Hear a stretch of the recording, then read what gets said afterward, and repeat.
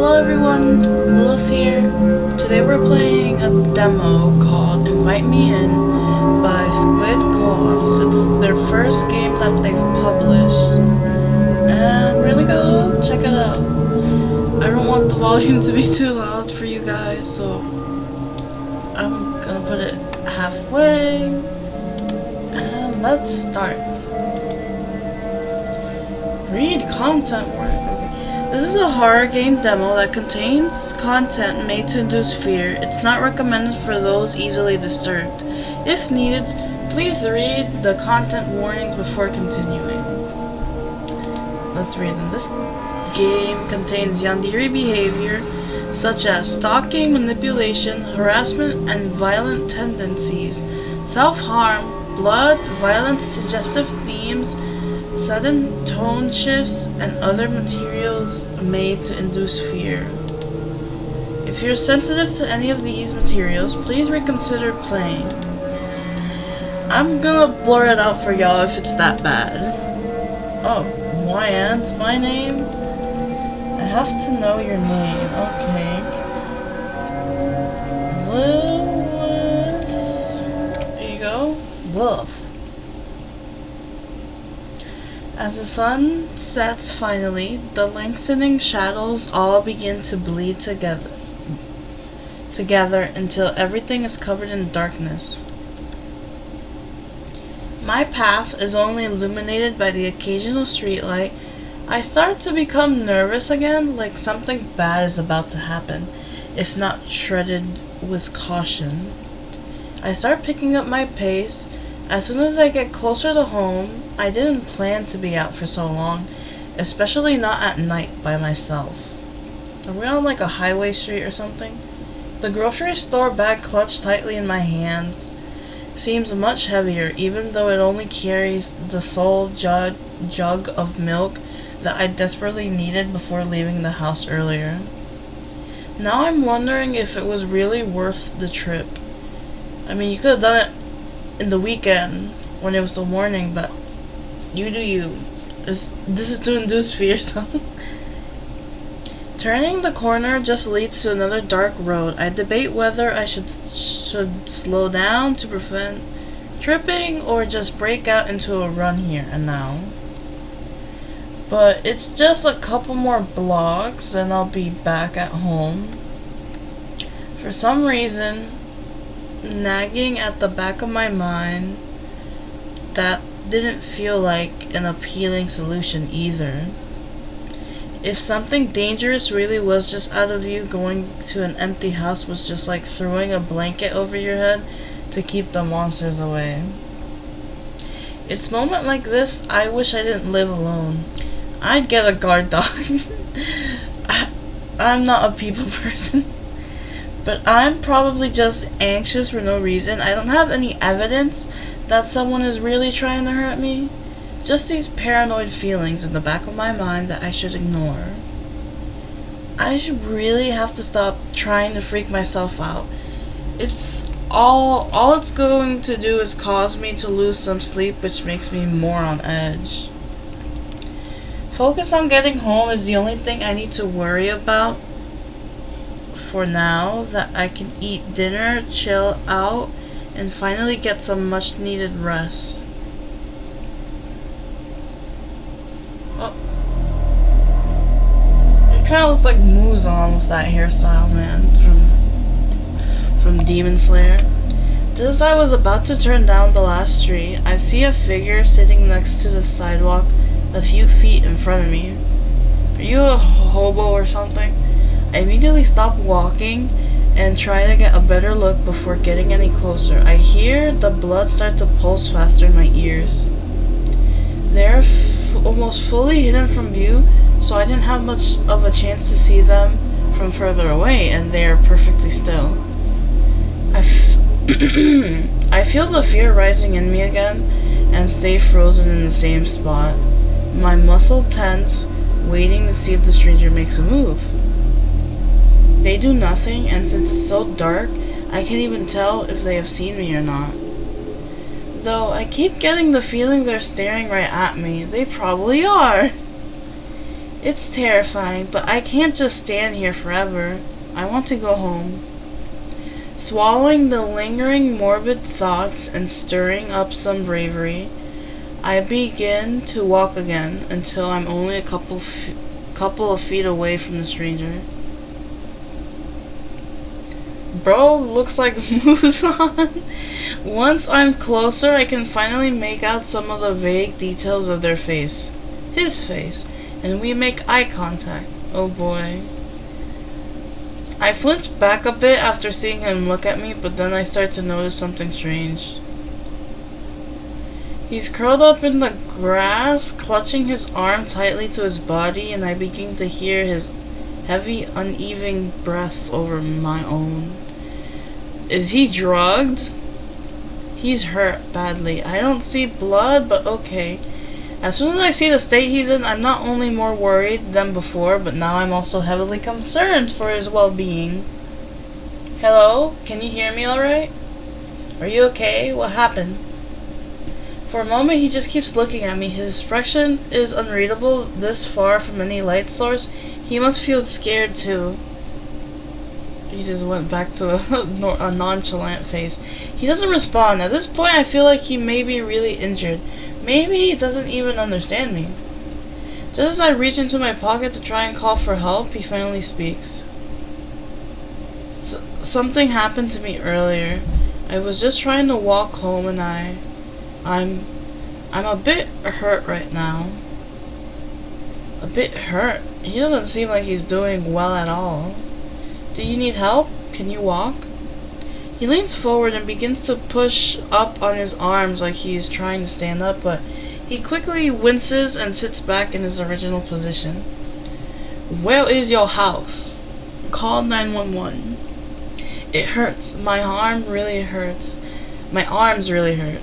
My legs are okay though. How did you hurt your arms? Is anything broken? Broken? I didn't break anything. He shifts uncomfortably on the ground, trying to move his body to a more upright position. He looks at me a bit nervous. It's easier to see his face like this. His face is pretty... a bit too cute, pretty pale, a little scary. Now, in situations like these, you need to be nice to the yandere, because otherwise, if they're already established an obsession with you, they are gonna do that weird thing where they murder us but keep our corpse, our dead body for some reason. But if we're nice to them, we end up dating them, but they're very mean. Let's just say mean. A bit cute. I didn't notice it before, but this guy has such nice wavy hair and pretty eyes. He looks like Muzan, but is his hair blue or black? I can't tell. Maybe it's like a grayish blue. I feel kind of bad focusing on that, but the realization truly caught me off guard. My eyes shift away to focus on anything else. I shouldn't be thinking about this and instead try to find out how to help him. I must seem so rude right now. Please don't think I'm acting weird. Is everything alright? Oh god, he thinks I'm acting weird. Everything's totally fine. I'm just a bit squeamish about broken bones is all. You don't have to worry. My arms aren't broken, just a bit hurt. Well, okay. I'm glad it's not that bad then. You should really be more careful. Getting injured on the side of the road this late is really dangerous. You're right. I'm really glad you're the one who came along. It seems like I had nothing to worry about earlier. To think I was so scared of him. We should be. I saw him on the cover, and he was the one who was holding the door really creepily. I thought I was gonna end up being mugged or murdered, but it ended up being a total overreaction. Debatable. You should have like a taser or something on you. And now I'm just having a normal conversation with a stranger sitting in the grass. Well, that isn't too normal. But I still don't really know anything about him, and he seems pretty worried too. I would really like to know more about him too. I should try to calm him down a bit so I can help him better. He isn't going to tell me anything like this. What's your name? My name? It's Devyn? Devyn? He seems really shy about it. I feel kind of bad for asking now. That's a really nice name. It suits you. There's no way. I think your name's much nicer. Is he blushing just from us complimenting his name? Alright, shy boy. Wait, what? My name? I haven't told him my name. So if we say, wait, what? Then we know what's up. And then he's gonna be like, oh no, you said so earlier, right? And we're like, no, we didn't. And then he's gonna start being very aggressive, you know? So I'm just gonna say thank you. But I don't think my name is any better than yours, so your name's also very nice. That's really sweet of you to say. You're such a good person. Devyn seems really touched by such simple compliment. Does he not get them often? Because I've heard people that end up acting like yandiris, aka very possessive and very clingy and touch-starved, they don't get a lot of affection from their parents growing up, so that sucks. So they don't know how to control their love, or they get blushy over the simplest of things that everyone would say, oh yeah, that's cool. And be like, oh my god, they complimented me, you know? Don't mention it. You're not too bad yourself. He seems to freeze after I say that, as if his mind's going totally blank.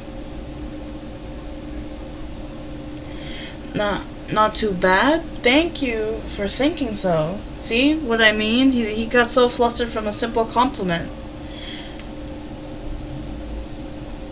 Hi, Devyn. I've never seen someone get so flustered from being called not too bad. Simplest of compliments. I don't want to embarrass him more, but it's nice to see him distracted from the pain. I like Devyn's sweater. It seems that conversation helped a bit, even if it's somewhat awkward. He looks off to the side trying to distract himself. Talking to a stranger like me seems to make him pretty nervous. As a sort of anxious reflex, he begins to mess around with the sleeve of his sweater. He ends up wincing in pain after pulling on them too hard. Seeing someone be miserable like this, I can't stop myself from asking about him. From asking him about it one more time. Do your arms still hurt, Devyn? Yeah. Devyn tries to move his arms again, then quickly gives up. He pulls him back into his lap in a comforting position. Will he be able to make it back somewhere safe soon? It's horrible his arms hurt too much to even make it home. I feel bad just leaving you here like this. Here, let me help you walk a little bit closer to your house. You shouldn't have to sit here in the dark. Is he blushing again? My house is still a bit of a walk away. I should be fine. I feel better already after talking to you. See what I mean? Because we complimented him so much, he's already establishing an obsession with us. Why am I documenting yandiris like this? I'm just gonna play the game, man. It seems I may have been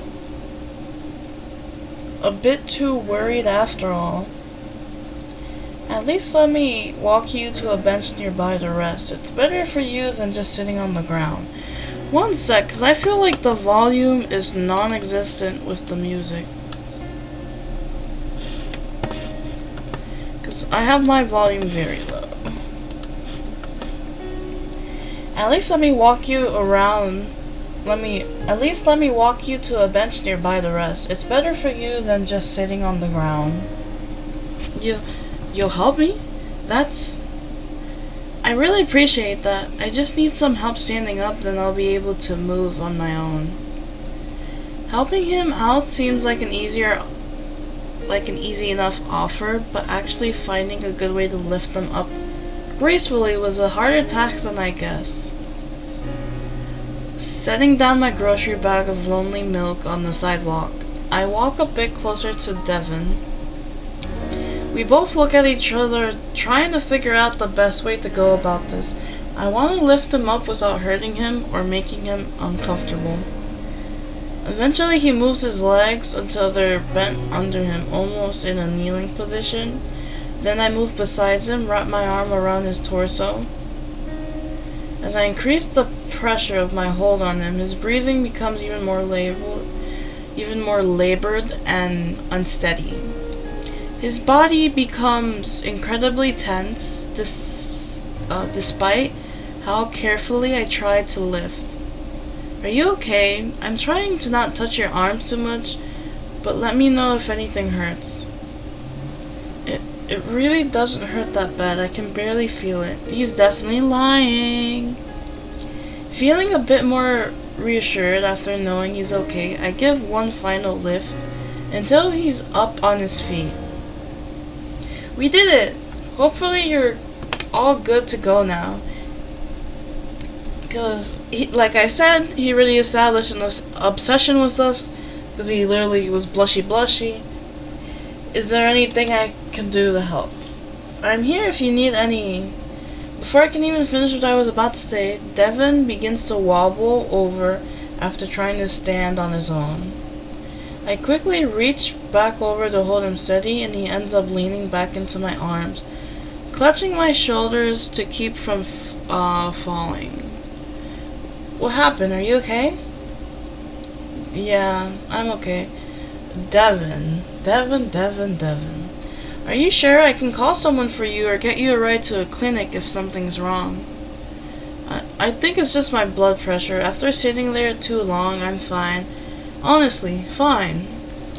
Do you think you could try walking on your own, or is that too much? I think I need a bit more time before walking on my own. I can just sit back down if it's too much trouble for you. It's not too much trouble at all. If you're okay with it, you could lean on me while we walk to the bench. I don't know how much you feel like moving right now. If I have your support, I'll be okay to move. Okay, I'll try to walk slowly and not put too much strain on you again. We move in a side-by-side position where his arm's over my shoulder as I wrap my arm around his back. The walk continues at a steady pace as we get halfway down the street. I feel Devyn's breathing as he pushes against me for stability. It seems to be quick and heavy. His body also feels cold and damp. Just how long had he been there by himself? Like I said earlier, is he homeless? Is he okay, really? Oh, nice hair. Oh, why is the music so creepy now? I look over to glance at Devyn's face, which is completely pale with a small smile creeping onto his lips. The image is almost frightening with the state he's in. Like, he doesn't even know how bad his condition is. No, like, he doesn't even care. He noticed me staring. His unreadable gaze meets mine in an instant. It feels like he can read every thought and intuition running through my mind. Suddenly his eyes soften as his grin turns more friendly, but the off-putting paleness is still there. You are too kind to me. You really are too kind to me, even helping me walk. For a second, I feel I couldn't move. I could hardly breathe while looking at him directly. As I said, no trouble. I have to force myself to move away from him and continue to focus on walking. But I can still feel him right next to me as my heart hammers faster in my chest, and I pray he doesn't notice. Maybe I'm just imagining it. Maybe it's because we've met in such a weird situation, but he looks at me differently than anyone else I've ever met. I wonder if it's really such a bad thing. Yandere!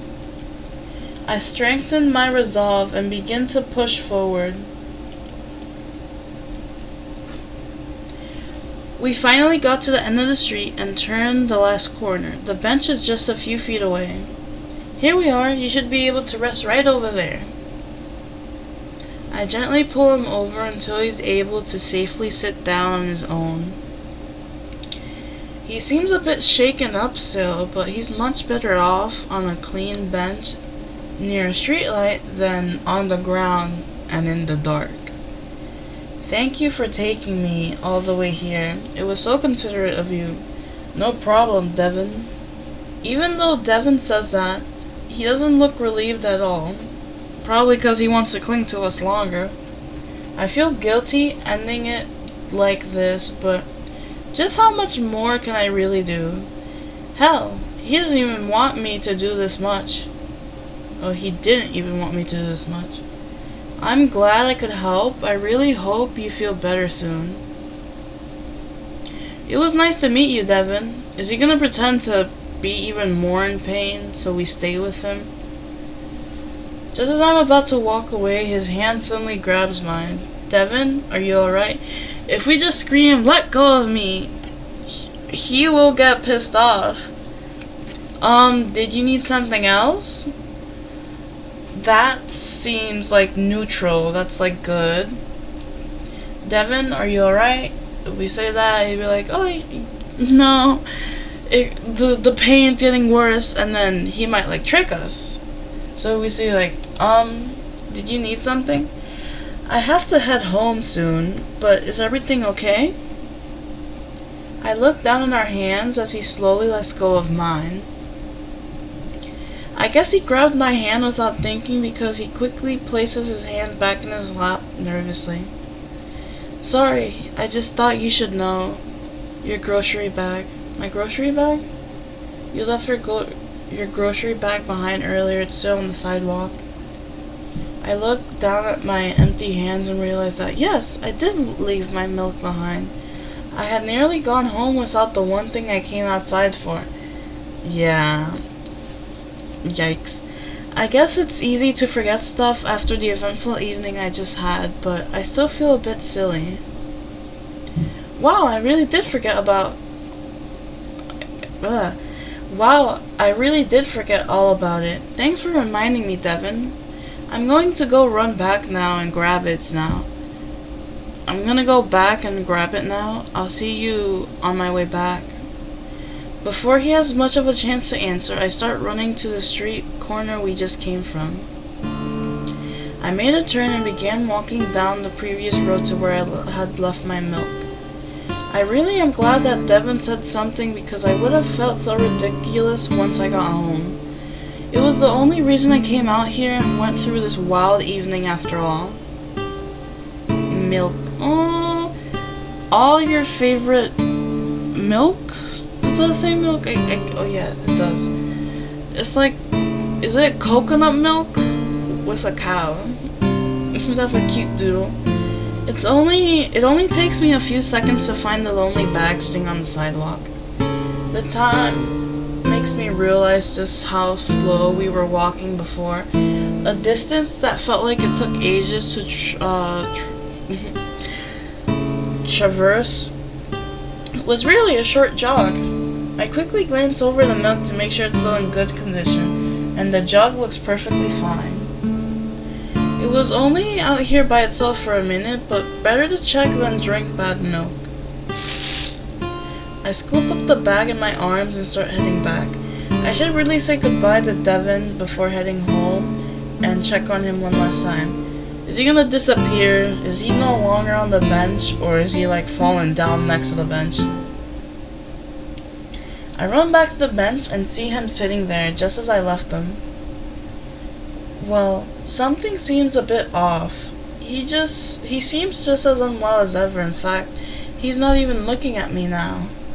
Is he ready for me to just leave now, or does he even know I'm here? I step a bit closer so I'm right in front of him, and I try to duck down to get one last look at his face. Well, I got my milk, so I guess I'll be headed back home now. As I said before, it was nice to meet you. Get home safe, alright? Just as I'm about to leave, I finally noticed the dark stains forming all over his sleeve and onto the rest of his clothes. Earlier they were small enough that they could be mistaken for shadows, especially in the dim light, but now it seems much more obvious. Is that blood? No, it's impossible to ignore. The panic hit me like an anvil as I feel my heart drop. Wasn't one of the warnings self-harm? I looked down at the arm I had used to help support his body when we walked over there. There was a smudge of tongue twisters today, man. Crimson streak across my hand that I didn't see earlier. He was bleeding. He was bleeding so much. It didn't seem possible. How did I not notice how bad it was? There was blood dripping down his hands now. Did I make it worse? Did I hurt him while carrying him here? No, I didn't mean to hurt him. Will he be alright? I lifted Devyn's shoulder to look at his face. His eyes seemed hazy, like he might pass out soon. You need to get to the hospital immediately. I'll call an ambulance. Why didn't you tell me you were bleeding this much? What happened to you?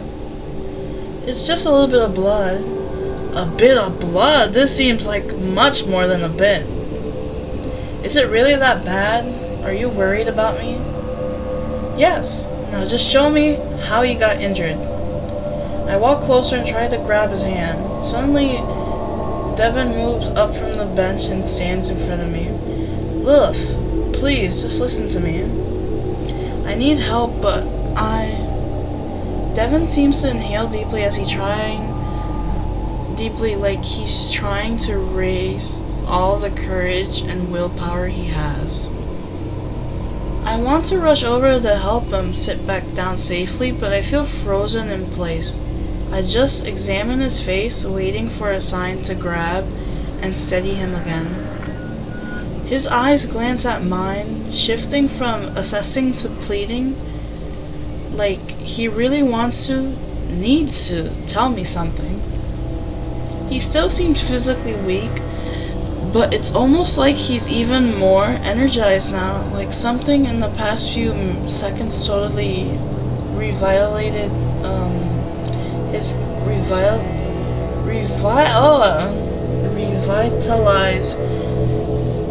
like something in the past few seconds totally revitalized his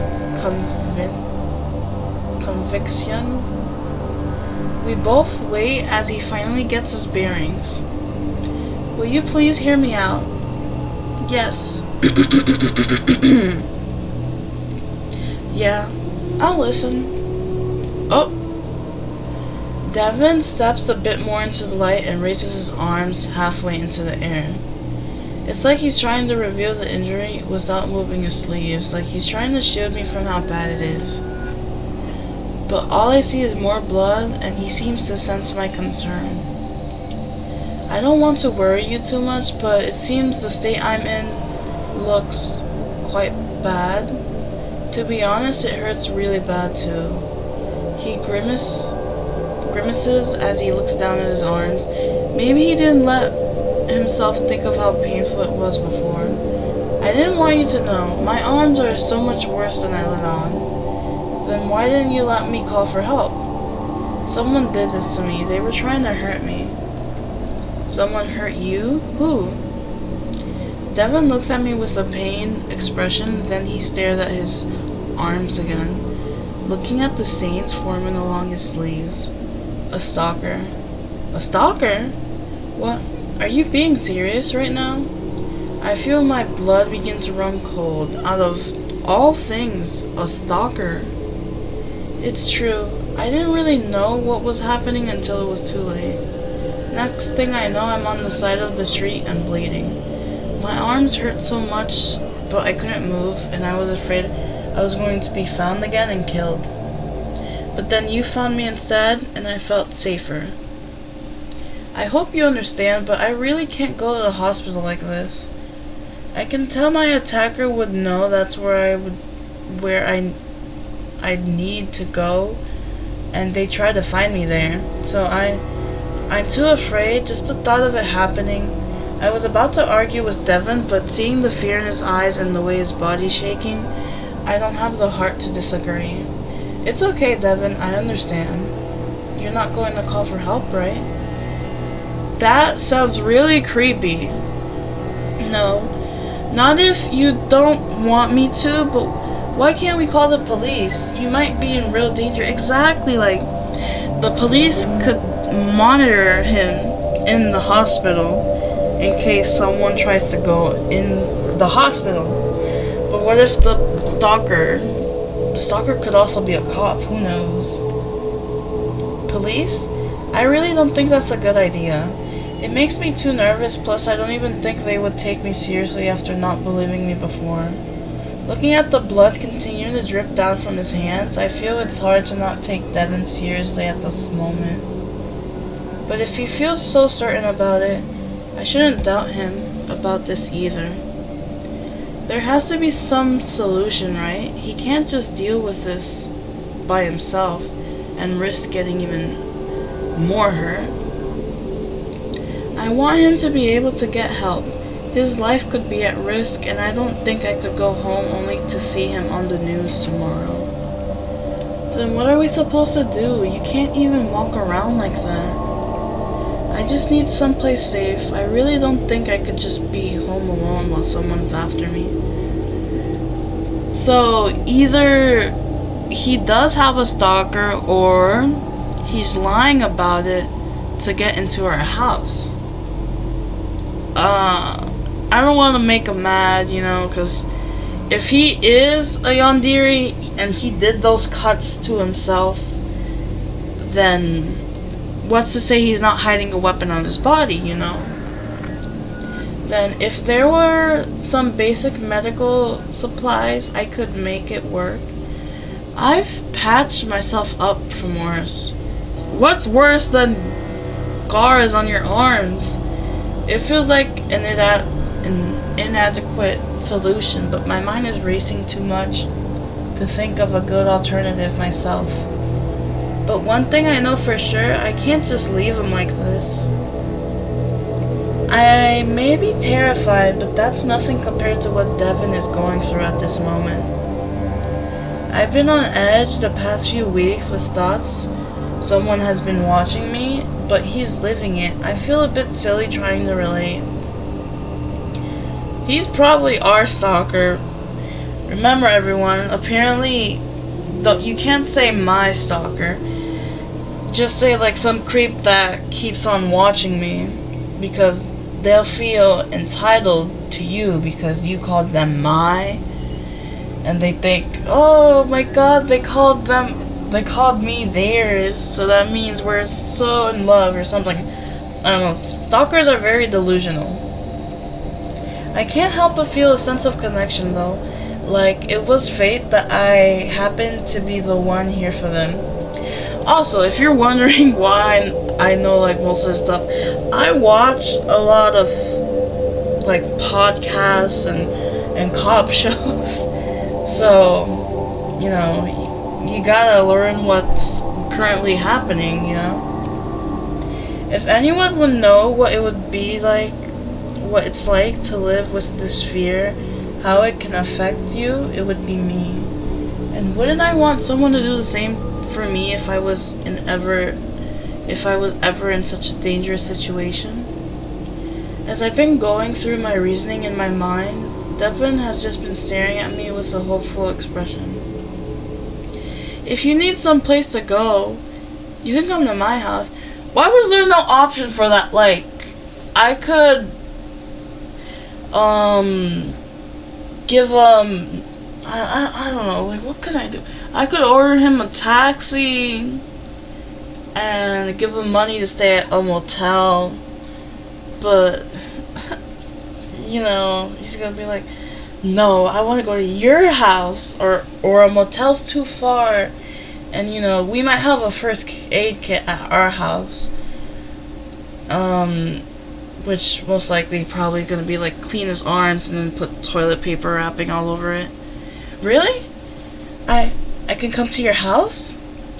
I have a first aid kit. See what I mean? I have a first aid kit I bought recently. I'm not sure how helpful it will be, but it's better than nothing. Lately, first aid kits only have band-aids and alcohol swipes, and that's pretty much it. Yeah, that'll work fine.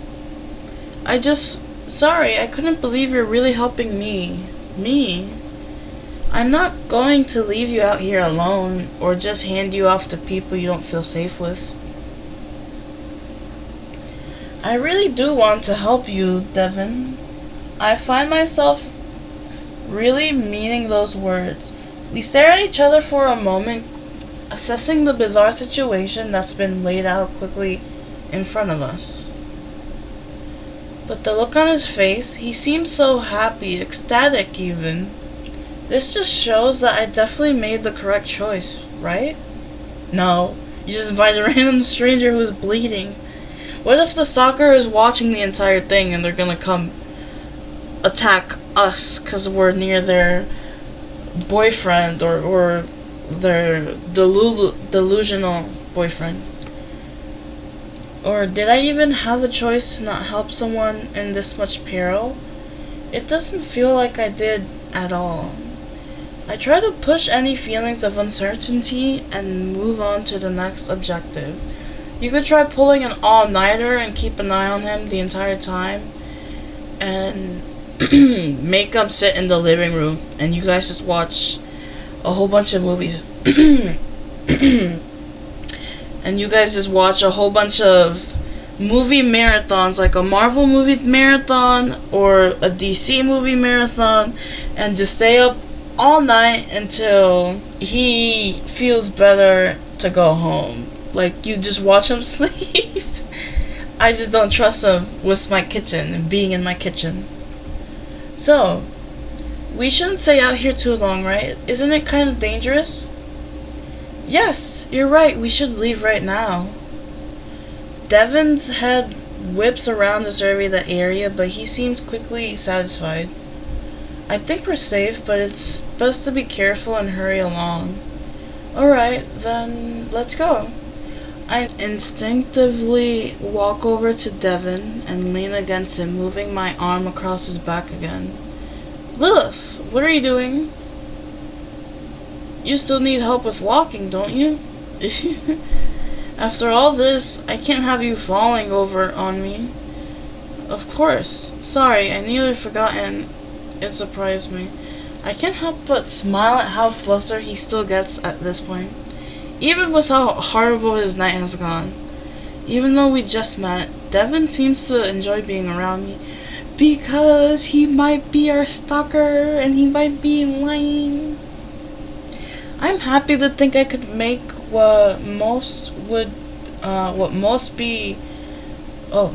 I'm happy to think I could make what must be one of the worst days ever a bit brighter.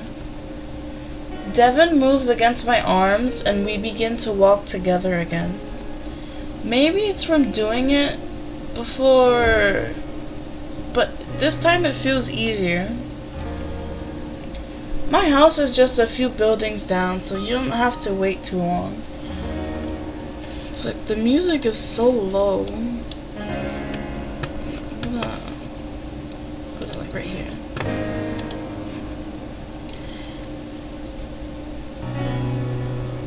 And then you can just stay with me for the night and call whoever you need to call in the morning.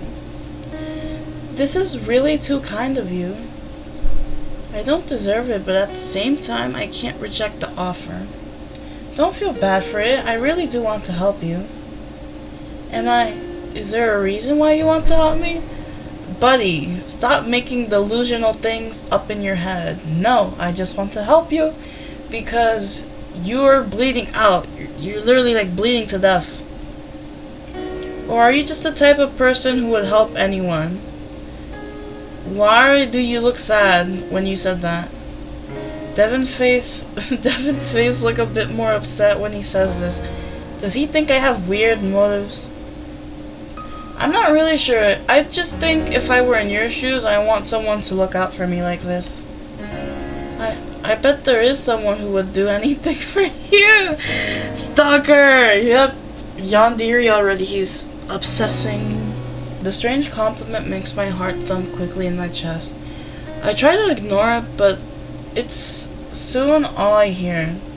It makes me feel happy in some way, and I get flustered myself.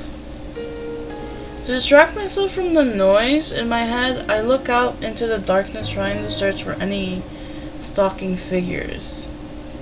I make sure we aren't being followed, and there doesn't seem to be another soul in sight.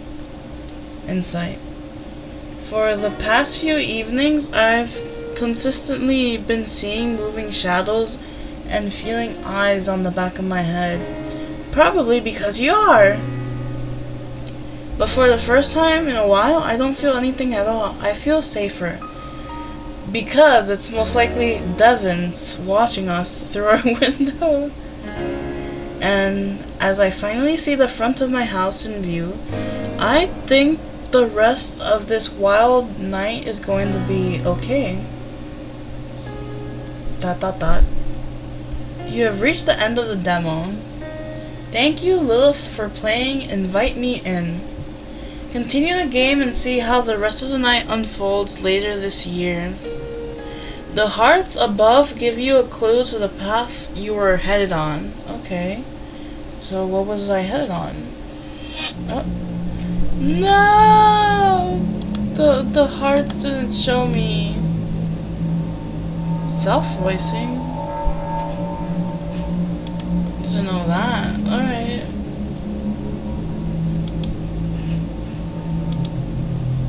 I didn't save at all. Because I was just gonna, like, play this game like one shot. Skip. Sure, I'll be YN.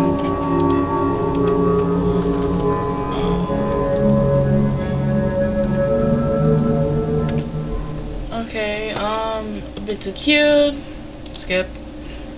Thank you. Never told you my name, man. Anything else? Are you alright?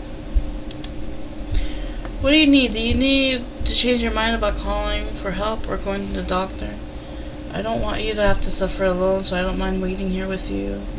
Devyn looks at me with wild eyes like he wasn't expecting this at all. As I begin to sit down on the bench next to him, he finally pulls his hand away and stops me. No, I didn't change my mind, thank you, though. I just wanted to let you know, I want you to know. You left your milk behind earlier when helping me. You probably don't want to forget that. My milk! That's right, I totally forgot. I guess I got so distracted helping you, I almost didn't remember to go back for it. Thanks for reminding me, Devyn. What would I have done without you? He quickly becomes flustered again and shakes his head a bit. Didn't you say I'm the reason you got distracted in the first place? Maybe so, but it wasn't like you did that on purpose. So I'd still say you're pretty helpful. He looks off to the side, a bit embarrassed. I'm gonna go grab my milk now, but let me know if you need anything else. I'll have to walk back by here to get home anyway, so I'll see you in a bit. Yeah, I'll see you in a minute then. Small wave and jog towards the corner. And that's pretty much it. The book. No! I overshot it. But I'm gonna assume that I was probably headed towards the love interest way. But I hope you guys enjoyed. You should totally check out the demo, and I'm gonna try to keep an eye on when the full game's gonna come out. Anyways, bye!